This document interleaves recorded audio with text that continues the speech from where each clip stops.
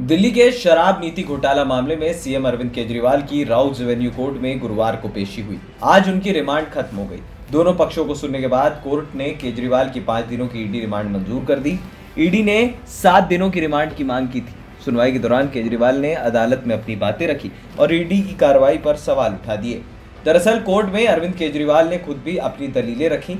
उन्होंने मामले में आरोपी शरत रेड्डी की कंपनी द्वारा इलेक्टोरल बॉन्ड के जरिए बीजेपी की फंडिंग का मामला भी उठाया।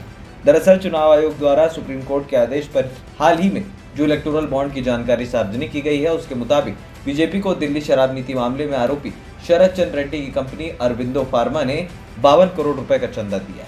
रेड्डी को नवंबर 2022 में शराब नीति मामले में गिरफ्तार किया गया था। इसके बाद वो पिछले साल सरकारी गवाह बन गए थे। इसी मामले को भी केजरीवाल ने कोर्ट में हाईलाइट किया। हालांकि केजरीवाल ने कोर्ट में दिए अपने बयान में चंदे की रकम को 52 करोड़ की जगह 55 करोड़ बताया। केजरीवाल ने कोर्ट में सवाल पूछे कि किस आधार पर मुझे गिरफ्तार किया गया है, मेरी गिरफ्तारी का आधार क्या है, क्या एक शख्स का बयान मुख्यमंत्री को गिरफ्तार करने के लिए काफी है। केजरीवाल ने यह भी कहा कि मैं जांच में सहयोग करने के लिए तैयार हूँ, लेकिन ईडी के हिसाब से नहीं। केजरीवाल के वकील ने कहा कि आरोपी को चुप रहने का अधिकार है। अगर वो किसी सवाल का जवाब नहीं देना चाहता तो वो खामोश रह सकता है। केजरीवाल ने कोर्ट में कहा कि हम मीडिया अधिकारियों को धन्यवाद देना चाहते हैं जो सहयोग कर रहे हैं। ये मामला 2.5 साल से चल रहा है। केजरीवाल ने कहा कि वो कुछ कहना चाहते हैं। इस पर कोर्ट ने उन्हें बोलने की इजाज़त दे दी। इसके बाद केजरीवाल ने कहा कि मैं आपको बताना चाहूँगा कि मेरा नाम क्यों आया। मुझे न तो गिरफ्तार किया गया और न ही किसी अदालत में मुकदमा चलाया गया। 31,000 पेज दाखिल किए गए हैं। इसमें उन्होंने आगे कहा कि मेरा नाम चारों जगहों पर आया। आरोप यह है कि सी अरविंद ने मेरे घर पर सिसोदिया को दस्तावेज दिए। मेरे घर सैकड़ों लोग आते हैं। आप मुझे इस आरोप में गिरफ्तार कर सकते हैं। कोर्ट ने कहा कि इसे लिखित में दें। दूसरा मामला श्रीनिवासन का है, जो ट्रस्ट खोलने के लिए जमीन की बात करने के लिए मेरे घर आया था।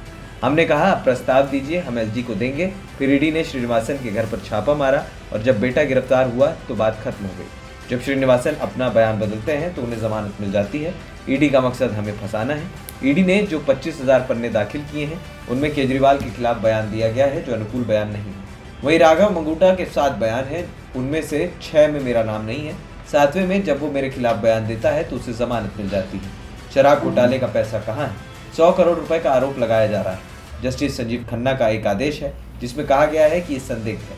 शरत रेड्डी के 9 में से 8 बयानों में मेरे खिलाफ रिश्वत की बात नहीं है, लेकिन 9वें बयान में जैसे ही वो मेरे खिलाफ बोलता है तो उसे जमानत मिल जाती है। वहीं ईडी की जांच के 2 मकसद, माहौल बनाना और ईडी की धमकी देकर पैसा इकट्ठा करना। शरत रेड्डी ने इलेक्टोरल बॉन्ड से 55 करोड़ रुपए चंदा लिया।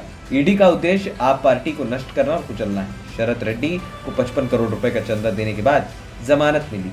गिरफ्तार होने के बाद शरत रेड्डी ने बीजेपी को 55 करोड़ रुपए का चंदा दिया था। बॉन्ड की कॉपी हमारे पास है। वहीं जांच का उद्देश्य पैसा वसूलना, आपको कुचलना है। केजरीवाल ने कहा कि बॉन्ड की कॉपी कोर्ट को दें। जब तक ईडी मुझे अपनी हिरासत में रखना चाहती है, मैं जांच के लिए तैयार हूं। बता दें कि दिल्ली के मुख्यमंत्री केजरीवाल को ईडी ने लगभग 2 घंटे की पूछताछ के बाद 21 मार्च को उनके आधिकारिक आवास से गिरफ्तार किया था। दिल्ली शराब घोटाले में उन्हें राउज एवेन्यू कोर्ट ने ईडी की हिरासत में भेज दिया था। अपनी गिरफ्तारी के बाद भी अरविंद केजरीवाल ने मुख्यमंत्री पद से इस्तीफा नहीं दिया। आम आदमी पार्टी के नेताओं का कहना है कि वो दिल्ली के मुख्यमंत्री बने रहेंगे और जरूरत पड़ने पर जेल से सरकार चलाएंगे। अब आपको बताते हैं कि क्या थी शराब नीति। दरअसल 22 मार्च 2021 को मनीष सिसोदिया ने नई शराब नीति का ऐलान किया था। 17 नवंबर 2021 को नई शराब नीति यानी एक्साइज पॉलिसी 2021-22 लागू की गई। नई शराब नीति आने के बाद सरकार शराब के कारोबार से बाहर आ गई और पूरी शराब की दुकानें निजी हाथों में चली गई। नई नीति लाने के पीछे सरकार का तर्क था कि इससे माफिया राज खत्म होगा और सरकार के रेवेन्यू में बढ़ोतरी होगी। हालांकि नीति शुरू से ही विवादों में रही। जब बवाल ज्यादा बढ़ा तो 28 जुलाई 2022 को सरकार ने नई शराब नीति रद्द कर फिर पुरानी पॉलिसी लागू कर दी। एएनपी टाइम्स की रिपोर्ट।